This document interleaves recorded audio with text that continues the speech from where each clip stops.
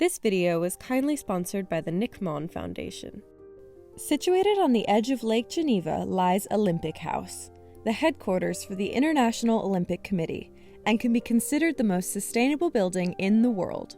Olympic House is not typically open to the public, but today we've been invited by the International Olympic Committee to get behind-the-scenes access to show you just how incredible this building and the overall Olympic movement is for creating a more sustainable future.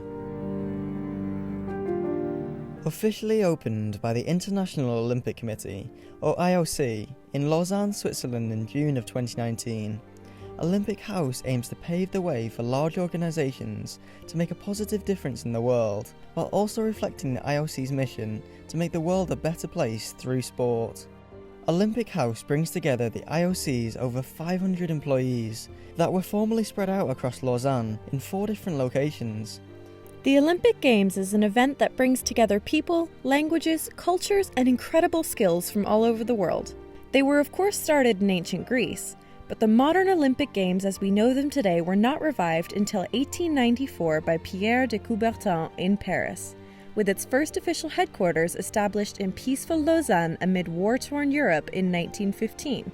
The IOC moved again a few decades later, in 1968, to Château de Vidi, still sitting next door to Olympic House and acting as a beautiful reminder of just how far the movement has come.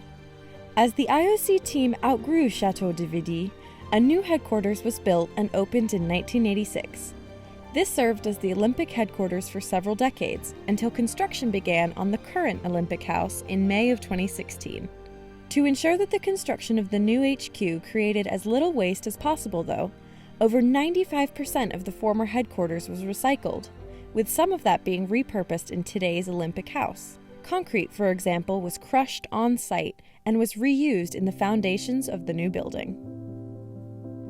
To be truly sustainable in its building process, the IOC made sure to keep everything local, from the designers, materials used, and labourers needed.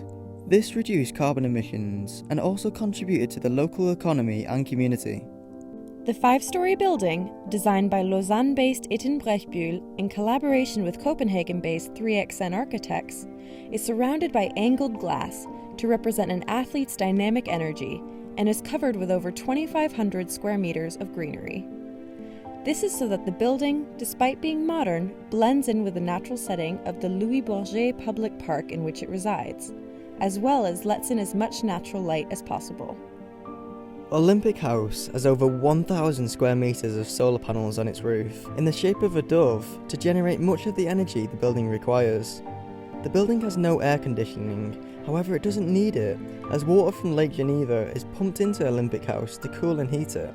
The building also collects rainwater on site to be used in interior and exterior plant irrigation and in the toilets throughout.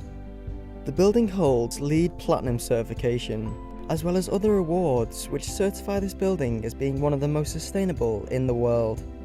Inside, we were lucky enough to be shown around by Senior Sustainability Communications Manager Eva, who helped us to enter the world of the Olympic movement. The most noticeable feature, visible when you first walk in, is the incredible staircase of unity linking the 5 floors of the building and the various teams that reside on each floor. This example of active architecture not only echoes the 5 Olympic rings, but is also designed to encourage interaction and movement. By the way, did you know that the 5 colours of the Olympic rings and the white background that they are typically displayed on show the 6 colours used throughout all country flags in the world?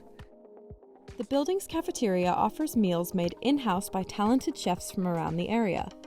Much of the food used is grown locally, and the cafe is always striving to provide more organic as well as plant-based options for each employee's preferences. There is also an area where employees can purchase fresh produce for a low price directly from the office to take home with them. Working our way upstairs along the winding staircase, it becomes evident that unity and athletes were considered in all aspects of the building, inside and out. Fun features including a track-inspired meeting table, pictograms of all the different Olympic sports on the walls, and a whole meeting room covered in solely Olympic athlete signatures make appearances throughout the building. Similarly, the unity of the various IOC teams is achieved in the no-wall design of the different floors.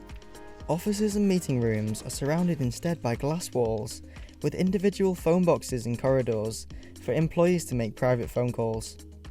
Beautiful views of the lake can also be observed from the south side of the building, and 2 balconies with space for meals and seats to take in some sun in the summer are available for all employees to use on the second and sun-soaked top floors. With pieces of Olympic history everywhere you look, the 4th floor common space honors the IOC's origins with Pierre de Coubertin at the helm, by displaying his desk, at which de Coubertin likely worked to revive the modern Olympics. In this Olympic capital, the IOC believes in walking the talk and works to actively contribute to sustainability and the local community in a number of ways. For example, employees are encouraged to use alternative methods of transport in their everyday commutes. They are provided with a subsidy if they choose to ride their bikes instead of driving. Similarly, the IOC worked with the city of Lausanne to create Bus Line 24, connecting multiple Olympic-related sites throughout Lausanne and providing employees with a direct route to work. Sometimes, high-ranking officials need to be transported around the city. To do this, the IOC has its own fleet of hydrogen-powered cars. The hydrogen is produced using renewable energy sources like hydropower, and has inspired development of the local hydrogen sector. All of these actions have had a positive impact on the city of Lausanne, but what about the greater Olympic movement?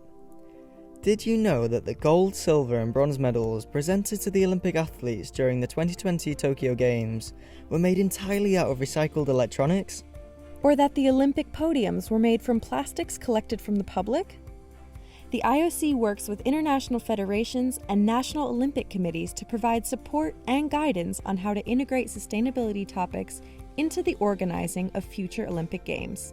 Touching on everything from water quality to local sourcing, carbon management, and more, the IOC provides the framework and standards of sustainability for host countries and committees to follow, and leaves the execution up to the best creative minds to apply them within their cultural contexts.